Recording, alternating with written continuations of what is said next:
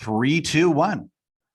Hello and welcome to another great episode of the Gonzo Experience. Every Wednesday morning for almost 6 years, I'm putting out what I think is a great episode. And today I've raised the bar. I have a great new guest today. He's I'm telling you, once you get to go to his website, subscribe to his Friday newsletter, and then see all he's done, you'll be really impressed with this guy. Robert Glazer, welcome to the Gonzo Experience. Thanks for having me, David. Are you ready? Are you ready for the experience? I'm ready for the experience. So I was introduced. Well, I at first I was made aware of you by a mutual friend who's introduced me to a few guests on my podcast now, Rana El Kayubi. So thank you, Rana, for another great introduction.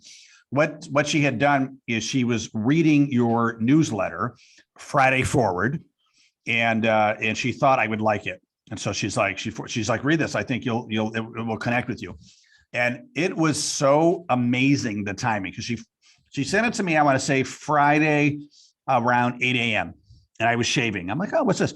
And when I read it, I'm like, oh my God, talk about serendipity. Because was it a specific one? Which one was it? It was the one. It was the one where you talked about The Obstacle is the Way. The book, The Obstacle is the Way. Yeah. So it was about maybe a month ago. Yeah. And I kid you not, I swear on my kids, about when I was working out, I'm like, about an hour before, I'm like, what audiobook should I listen to? And I had just downloaded that book and I started listening to it while I was running. And then I got the email from her and I'm like, I think God is telling me to read this book. It's a good book. Unbelievable. Unfortunately, it's the opposite of what I think mainstream society subscribes to these days. But I think he's got it right. Yeah. Well, yeah. I mean, it's most people do want to take the easy way, but the bestseller would be called "Go Around the Obstacle." Take the path of least resistance is the way, right? Yeah. Exactly. Yes. Longer title, but catchy. So Robert, I'm gonna read a little bit about you here so our listeners and viewers can get to know you a little bit and find out why I believe you're a superstar. So Bob Glazer, I'm reading this right off your site here. I'm going to do a little overview because there's so many things here that are amazing. Founder and chairman of the board of the global partner marketing agency Acceleration Partners, which is huge. I believe you have like 270 employees or something like that. I think we're at 350 now, actually. Wow. All right. You got to update your website. That's fantastic. And you're also co-founder and chairman of Brand Cycle, which is and you're a serial entrepreneur. You have a passion for helping individuals and organizations build their capacity to elevate. Great accomplishments. GlassDoor's Employee Choice Award 2 years in a row. Ad Age Best Place to Work. Entrepreneurs Top Company Culture 2 years in a row. Inc. Magazine Best Place to Work, Fortune's Best Small and Medium Workplace 3 years in a row, Boston Globe's Top Workplaces 2 years in a row, Boston Business Journal's Best Place to Work. So many incredible things. You have, which is free, a great newsletter called Friday Forward. If you go to your website, robertglazer.com, you can get that. It's a popular weekly inspirational newsletter that now reaches over 200,000 individuals and business leaders across 60 countries. Robert, you also have a podcast, Elevate Podcast, it's called, where you sit down with CEOs, authors, and thinkers to discuss personal growth and living your best life. You are also a #1 Wall Street Journal and a USA Today International best-selling author of 4 books, Elevate, Friday Forward, Performance Partnerships, and your most recent one, I believe, How to Thrive in the Virtual Workplace. You're a regular columnist for Forbes and Entrepreneur, and your writing reaches over 5 million people around the globe who resonate with your topics. You've been on the Today Show. You've been in the Harvard Business Review, Business Insider, Fast Company. I don't know how you do it all. Super fantastic. Outside of work, you also can be found skiing, cycling, reading, traveling, spending quality time with the family, and overseeing some sort of home renovation project. In fact, I want to call out to the Gonzo family here. Robert was so kind. He's about to leave to go overseas on a vacation with his family, but he made time for one more interview, and it was me. So thank you for that, Robert. I appreciate it. Yeah, as I said, look, I'm either going to be really relaxed and good, or I'll be checked out. So we'll find out soon. Well, so far you're good. So we'll take it from there. I haven't said anything yet. So. Good point. Good point. So I always love to start out with the journey. As we were talking about pre-recording, if you're watching this on video, Robert looks very young to do all that he's doing. He's actually has a kid that just finished high school or college. High school. Yeah. Okay. Don't get too far ahead of me. Don't get too far ahead. Yeah. But so if you don't mind, just give us the kind of an overview of the journey of what were kind of your first steps into doing all these incredible things and scaling it from there. Yeah, it's sort of a tale of two halves, which I think are connected, in that I was a creative entrepreneurial kid, often in the traditional school system that is not rewarded or encouraged. So school was kind of boring for me, and I did fine, but it was always sort of like what I liked doing was never really rewarded by society. I would say early on. So as a result of that, I think I didn't learn as much as I would have liked to, and kind of underachieved. And it wasn't until I got to college, I got through the sort of core curriculum, I started realizing how much I had a passion for business and marketing. I went abroad, I started reading a ton. I just kind of something flipped, and I, went from a kind of mediocre to 4.0, though everyone these days has like 4.0. But my college roommates and I were joking recently, like, if you had a 3.4 in college, like that used to be great. Now it's like won't get you in anywhere.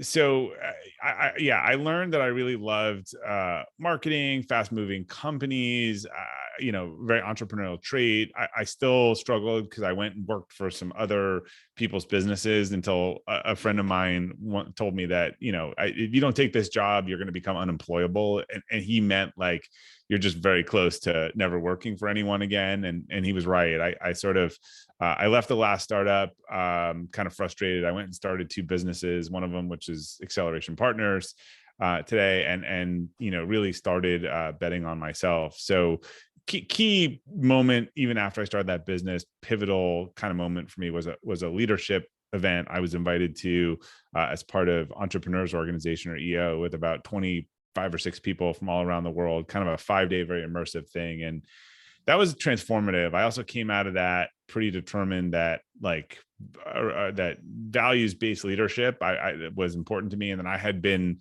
not leading inauthentically, but I had been like pulling together some best practices from other people that weren't authentically me. And the first couple of days of this thing was kind of stripping you down, not literally, but figuratively, into like, what do you value? What do you care about? How do you develop an authentic leadership from that? And so I spent about 6 to 12 months kind of figuring out my personal core values until I could kind of put them on a desk, write them in front of me. And that was 2013. I always say to everyone, like, interestingly enough, like anything that anyone reads on my bio, pretty much everything that you have read has come sort of after that time of figuring out my core values, going and realigning my business around it, my family, personal, and sort of just orienting around those things was definitely the most fundamental change that I made about 9 years ago. So there's kind of a pre-Robert and a post-Robert that is line drawn in the sand about 9 years ago. Yeah. And these things are connected. Having done this core value work with a lot of people, we tend to overcompensate or undercompensate. I think I went from, underachieving to overachieving, and probably, overdid that too. And so I'm at a point where I'm trying to pull that, people like, how do you do all of this stuff? And the answer is I went at an unsustainable pace for almost 10 years. And so I have been pulling back the joystick on the airspeed a little bit on that too. Very cool. Well, that's great. Thanks for sharing that, because it doesn't sound like you're like a straight path, if you will, right? Just like a startup. Like, even if you say I'm here and you plot the path there, the way you get there is not a straight line. It is up, down. So very squiggly. Yeah. Very squiggly. Very squiggly. Yes. In fact, I always find the true tell that someone is not going to be an entrepreneur is that they can't get over, like, I've talked to some people who like, they want to know exactly what the path will be from A to B. They want to know where all the landmines are. And it's like, it just doesn't, you just got to start walking Yeah. and then you'll figure it out. So that's a pretty good sign that person shouldn't leave their day job. Yeah. Yeah. No, I have a friend that was, her name is Mary. She was describing me to another person, like as she was introducing me, and she goes, Dave is your typical entrepreneur. She goes, if we were standing, and there was like a cliff 20 feet away, there's some people that would like not even go close to it, even, because even 20 feet away, you might fall off. There's some people that would tiptoe and maybe get close. She's like, and then there's Dave, who wouldn't even know what's on the other side. It would just jump and figure it out, build the airplane on the way down, as they say, right? Build a parachute, I guess. Yeah. So tell us about Acceleration Partners. So that seems like it's an incredibly successful business. Tell us a little bit about that. Yeah. So we're a big fish in a small pond. We operate in this space called affiliate and partnership marketing, which is a sort of subset of digital marketing. And we've become one of the largest kind of global agencies that specializes in that, particularly for kind of large global Fortune 500 brands. So, instead of buying a click or an impression, we help firms set up hundreds or thousands of partnerships that are all tracked using software, and where the partners are paid on a commission or an outcome basis. So, you're paying for your marketing after you get it. You can imagine everyone always says, that's great. Now, can you give me an example of that? Because I don't understand what you're talking about. But look, Amazon has a program where they'll pay people, 3 or 4% for anything they refer and sell. So, if you were a partner of Amazon and signed up for the Amazon Associates, they call Associates program, and when you ran my interview, you linked to my 4 books and you tagged them with your code, and people clicked through and bought them, you'd make a % of that sale without having to stock the book or otherwise. And Amazon is effectively paying for their marketing after they get the sale, which is an attractive proposition. So we see a lot of movement towards this more outcome oriented marketing. So yeah, we manage and run those programs globally for a lot of big brands. Excellent. So I want to get into your company a little bit more, because from what I understand, you were doing remote before it was even in vogue. Yeah, right? We were hiding it for a long time. We've been remote for like 14 years. You were reading all those awards. One of my favorite was when we won I think it was the Forbes 25 small businesses in America. It's called Small Giants, and it said, and the write up in the newsletters, and apparently Acceleration Partners is a great place to work, even though they don't have one. So we were in this specialty industry called affiliate marketing. The talent was all over the place. We were winning big clients. Like, it just there wasn't a logical place for us to locate. So we started going after senior talent, letting them work. This is before Zoom, before anything. And it, honestly, like, we kind of kept it on the down low because we had like some really big clients. And like, this is like 10 or 11 years ago. I remember we won the first Inc. 500 award. Some of the partners of our employees were like, oh, I thought you worked for a scam company. They said that like, there was actually, they're like, so you have this job and you're talking to people online. Like, this was just so foreign 10 years ago. But, eventually we realized, hey, this works. And we thought we we're going to grow up and get offices, and people don't want offices, and we're in client services and our clients are everywhere. And we just built a culture around flexibility and accountability. So, I mean, you were kind of leading the way, and maybe not even meaning to, but now looking back, it's like, what a smart thing to do, because like Google, I mean, these big companies now are saying, hey, we don't need to get our software engineers, just in, Silicon Valley area. We can get them from Rochester, New York. We can get them from Boston. We can get them from Atlanta. Doesn't matter, right? Yeah. And like I said, it went from like, we don't talk about this to, and I was in forums for years, and we tell people and they'd say, this couldn't work for my business. This wouldn't work for my business. None of us challenge our assumptions, and then it had to work for their business, and most of them didn't go back. So yeah, I don't know that it's going to work everywhere. Our culture is really designed about it. We do a lot of things that put everyone on the same page. I think there's a little bit of people trying to give everyone what they want, give them cake. I'm not sure that companies are doing this as a little bit of a recruiting gimmick versus a real commitment to it. But I think the horse is out of the barn on this. I do think that people really need to see each other, and that is part of our culture. I think, you have stuff like where the Goldman Sachs CEO said that like it's an aberration they're trying to fix as soon as possible. And he says this after they had a quarter of which they produced the highest profit and revenue in the history of the company with everyone working from home. Well, that's kind of a slap in the face to everyone who's doing great work and enjoying their flexibility, and telling them it's an aberration you want to fix as soon as possible. So it just felt like an old school power play, by the sort of, old, male executives who are like, you're coming back to it felt like the last slide of a power grab. It reminded me of 1999 when people are like, bragging like, I don't even know how to use my email. I'm a CEO. I don't need to know how to use computer. In 2 years, if you said that, you weren't even qualified to lead an organization if you didn't know how to. Your secretary read your email. You had taken early retirement, right? Forced out. So yeah, look, demand and supply are irrefutable, and I think, while I do think that there's a misperception that I do think people need to see each other and form connection, and there's certain things people want flexibility. If they're going to have their head in a spreadsheet all day, like, why do they need to drive into work and do that just to be there? Yeah. Well, at the very least, you'll get another hour a day of productivity if you're using it correctly, because you're not driving, to and from work, right? So. Yeah. So but again, I am never one who believes in superlatives or absolutes or always or never. I was even talking with my book publisher, and they were saying like, look, when they do their sort of what books are we going to buy meeting, it's really important that everyone's at the table and they're dialoguing and they hold it up and they look at it. But when they're doing like heads down editing for 2 days on a book, like, they don't need to go in the office. Right. So it's just, it's having context and thought versus like a rule for no apparent reason. Yep.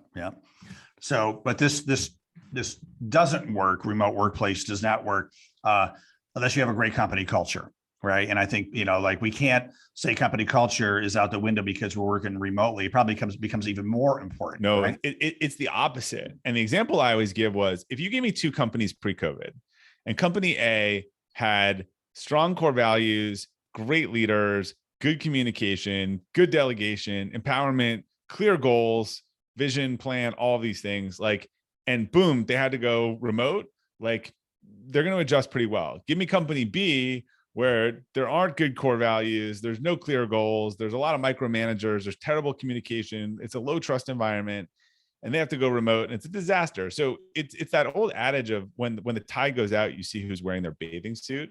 And I think that's been what remote work is like for a lot of people. So it's like, our culture is very endemic to the way that we work, both agency and remote, and otherwise it's not for everyone. It's for like 2% of the people, as far as we can figure out. That's my own personal tagline, David Mamano. I'm not for everyone. Yeah. Look, if when you understand your own personal core values, and someone comes to work with you and you're like, this is why you'll hate working for me, this is why you'll love working for me, and let them make the choice, that's powerful. Well, I'm a huge believer in core values and workplace culture. I've done a TEDx talk and written a book about it myself called Make Love in the Workplace.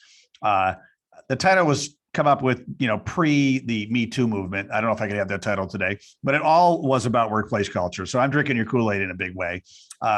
You talked about Small Giants, giving you that award in affiliation with Forbes, and coincidence that I was a founding member of Small Giants community. So I'm a huge believer in what you're talking about, workplace culture. But even they couldn't understand 5 years ago how we could have a great culture with everyone remote. Like, people thought it was antithetical.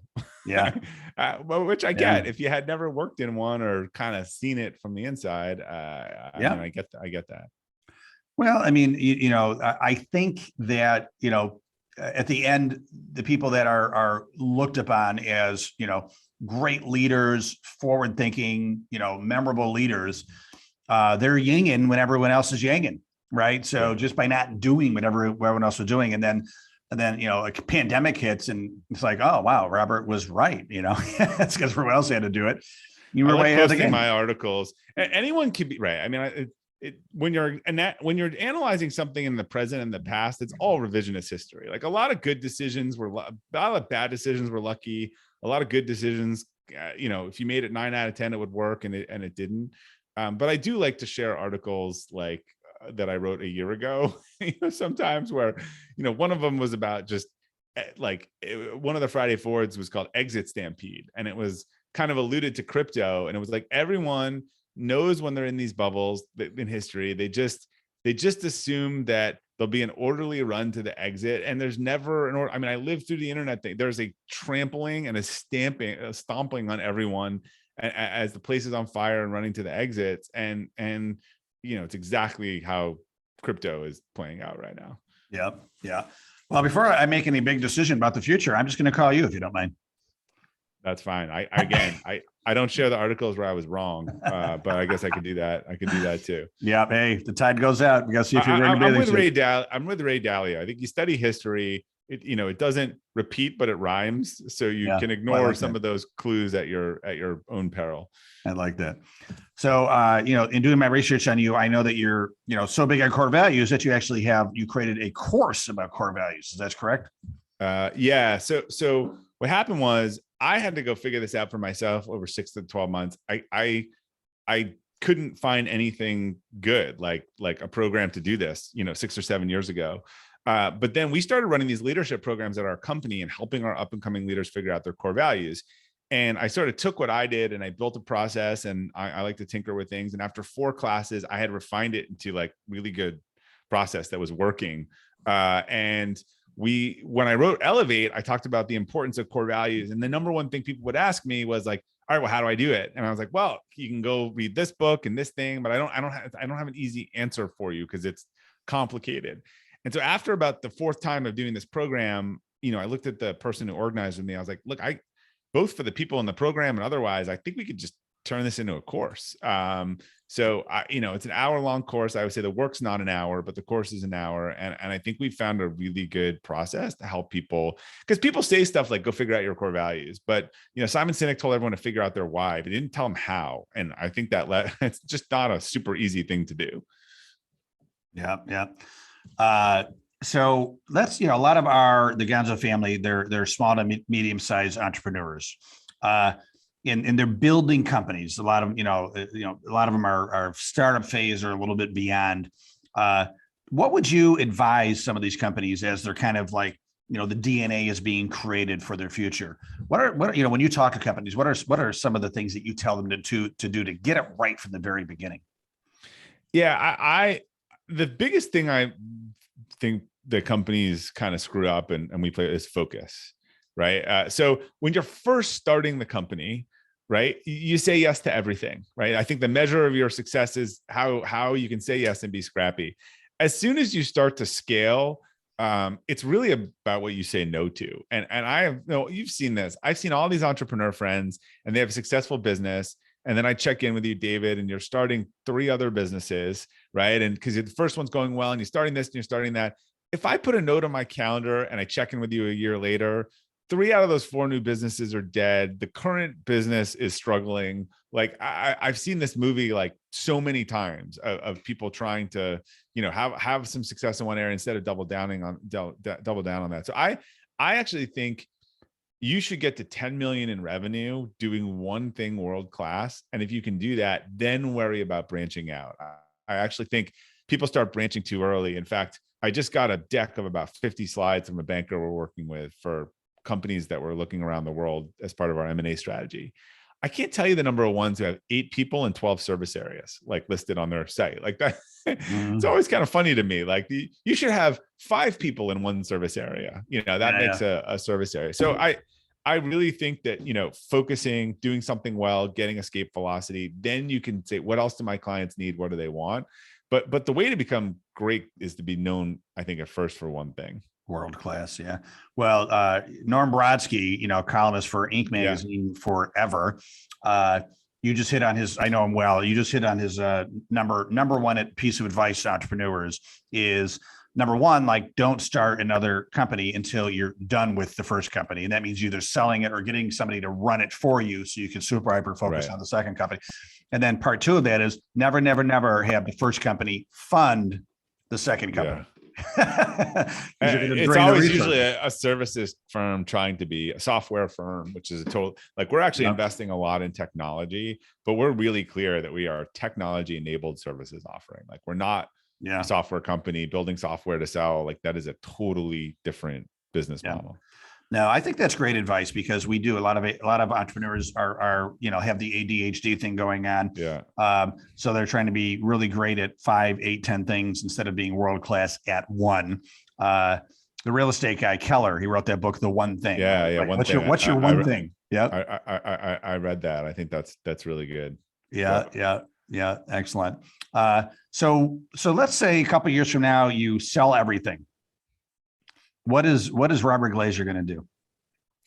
I've been spending a lot more time writing, doing framework, sharing kind of thoughts. And, it was interesting. So this is the first week in 338 weeks that I will not write a Friday Forward, which was the topic of my last Friday Forward. My daughter is sort of graduating. We're going on this trip. It's kind of happened fast with COVID and all the things we had to cancel. And I was like, the streak was really meaningful. And so I sent this note and I was like, I'm just going to take a few weeks off, spend time with her, relax, and we'll be back to regular broadcasting. And I heard from so many people I hadn't heard that they had used the framework to change things, something I had shared to, their life or business or otherwise. So it's interesting. Things come full circle. I really enjoyed, sort of teaching, but I didn't learn very well in the classroom. And so I think, some of the frameworks and books and courses and the stuff, like I'm sort of spending more time teaching and coaching and mentoring in the ways that I liked to learn, which is, my friend's having me come teach his course at HBS, like a guest thing. And, he's all in on that, but I'm like, I don't think I'd like to go be a teacher at HBS. I'm not sure that's the right formula for me, but these hundreds of emails I got last week from all these people saying like, hey, take the time off when you come back. I just want you to know, like, this has been super helpful. I look forward to it every week. So, I think a lot of us just trying to figure out how to make an impact. So for me, the writing has become a platform to make an impact. So I'm focused both in the company on building our next level of leaders. I stepped down as CEO 6 months ago and into a board role. So, I'm trying to just push that next group of leaders to step up and have their opportunity. I feel like when I read your newsletter and any of your writings, I almost feel like it's therapeutic for you to write. Because it's therapeutic for me to read. Is that true? Yeah, I'm always trying to like take something that's been rattling around my head and sort of organize it. So I need frameworks to understand something. And so if I think I can put something into a framework that helps me and helps other people, when you read a really good book and you kind of knew something intuitively, but they just put it together in a way where you're like, oh, I get this. And now I understand how to imply it or otherwise. So I've got one now that's I'm trying to make sense of what's going on in the US and, in an apolitical way, but, get people really realizing a lot of the sort of us versus them. It's going to take me a few more weeks of thinking to get those thoughts organized into 800 words. Well, if you do figure that out, please let me know. I'll look forward to the newsletter. I heard, but it's never bad to think before you write. Unfortunately, in the world of social media, I see people writing before they think, and there's this sense of immediacy. And people will say, "What are you going to say about X?" And I'm like, I don't know yet. I'm still trying to process it. Right. Yeah. I saw something on Facebook the other day that with what's going on in the U.S. right now, that if this were an apartment building, Canada feels that the U.S. is on the bottom and they're living on top of a meth lab right now, so something crazy is going on, right? Yeah. The no good comes of getting into a social media argument. And look, I'm very much a centrist and I try to really understand all perspectives. And, even if it's interesting, like as a tactic, something that doesn't work, let's say someone writes a post about Roe v. Wade, right? And or their interpretation of it. And I really agree with what they wrote. And we know there's bias, but then at the end, they're like, And if you don't agree with this, then bleep you, right? Right. Yeah. So Yeah. the people that already agree with you. The people that don't agree with you are now like weaponized, and the people in the middle, you just told like, Yeah. you know. So I under it's well intentioned, but like it doesn't actually do anything. So I've been watching all of this stuff on social media, and then people are replying with just such hateful things from their LinkedIn accounts at work. Like it's kind of amazing. A couple of my friends, like, I gotta know. I'm like, don't start a Twitter, Facebook, or LinkedIn war. I've never heard of any good coming out of it. There's just mutually assured destruction. Yeah, I don't think there's any one person that was convinced to change their view exactly on a Facebook view, or right. Facebook Who told you were a complete moron, and then you really turned them around. You turned them around in a public conversation of what you're trying to embarrass them. All right, so I'm going to let you go on vacation after 2 rapid fire questions. You ready? Okay. Yeah. Besides your own, favorite books to read? Well, I mean, I'll go in 2 different directions on this. Like Atlas Shrugged, like I still one of my favorite books of all time. In fact, someone just told me he paid his college-bound kid to read it because he knew they wouldn't, and he thought it was an important perspective for them. And I was like, oh, that's kind of interesting. Like, it's when you look at it, it's a big endeavor. So I did the audio book. I did the audio version, but I quote unquote read it. So I redid it while I was training for an event 2 years ago. I mean, that audio book must be 27 hours. Like I read that on trains in Europe when I was backpacking in college, like in the middle of the night. Wow. I couldn't put it down. So that had a huge impact on me. And I still today, like her characters, I hear people in society sounding like the characters in that book, particularly politicians. Like it's fascinating. It's just brilliant writing in the Fountainhead. The other book, that I recommend a lot to people is a book called Mistakes Were Made, But Not By Me. It's sort of the definitive book on cognitive dissonance. I think cognitive dissonance is like the most powerful force in the universe. I think it's a play. If you work in a professional services business and all our relationships, understanding that and seeing it is super helpful for how you can sort of get out of your like loop that you're in and course correct and, have kind of help higher self-awareness. So I always love that book as well. Yeah. I don't know the second one, but Atlas Shrugged is definitely a top one. So thank you for that. In fact, we won't give it away, but if you remember, like I'm looking at the world today and like, where is that gulch? Like where? Right. Where are all the people going to disappear to that we can go hang out? Yep. I know. I'm looking forward to it. If you find it, let's get a plane and go together. Yeah, exactly. And second, rapid fire question. You are massively productive and efficient, at least you appear to be. What are some of your personal habits that allow you to, first of all, still look pretty darn young for all that you've done and seem pretty like much of a calming force of nature? That's just the pre-vacation mode, but I know my sort of limits. I have ADD. I have fallen in love with OneNote over the years. I operate sort of inbox zero. So any email that I get, it's either filed, I use SaneBox to come back at a time when I need to answer it, or I transfer it to my kind of OneNote system, and I have kind of a book for everything of later, today, tomorrow. I also use a mentor of mine. I use the calendar blocking philosophy, which is my calendar is not available for everyone to throw their agendas onto it. Like I put in travel, gym, family, quiet time. I have GSD time in my calendar. You can't take my get blank done time. Like that's I know that if I hit more than 3 hours of Zoom meetings a day, I'm exhausted. And so my EA who helps me like kind of schedules accordingly. So, you've heard probably the rock in the sand analogy in the jar, if you put, but I a lot of people just let their calendar fill up with what other people are asking. Like mine is like filled up for a month, and there is time for meetings or to do podcast, but that's part of the time allocation of saying I'm going to spend 1 or 2 hours a week on this. So I prefer to sort of, and a lot of people have even color coded it. And I've said, they said, look, now match that up against your priorities. Like, what did you schedule first and how does that match to your priorities? So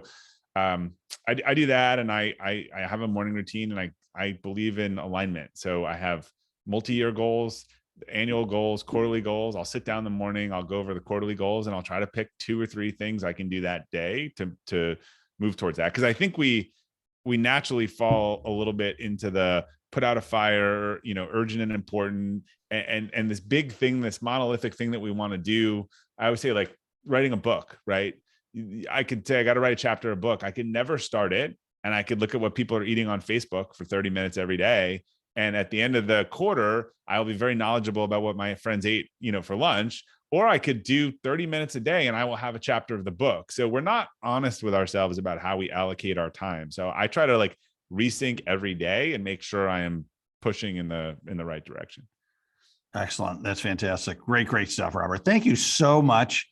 I really appreciate the time and glad you were born. I'm also. It's funny. I don't think anyone's ever said that to me. Yeah, I'm very glad you were born. I want to thank Rana Okayobi again for the introduction. Yes, thank you, Rana. And also just really appreciate. I know time is, you can tell you are very adamant about every minute. So thank you for sharing some of your heartbeats with me today and with the Gonzo family. Truly appreciate it. And I wish you a great time on your family vacation in the UK. Awesome. Thank you. Yeah. And if people are interested in Friday Forward podcast, books, everything, of course, it's all at Robert Glazer, GLAZER.com. Excellent, Robert. Thank you so much. I wish you continued massive success. Thanks, David. And thank you, Gonzo family, for listening, watching. We have as I mentioned, we have a new episode every Wednesday morning. It's been almost 6 years. So truly appreciate you being with us today too. And as always, share, all that great stuff. Truly appreciate it. Make sure to have a great day and stay awesome.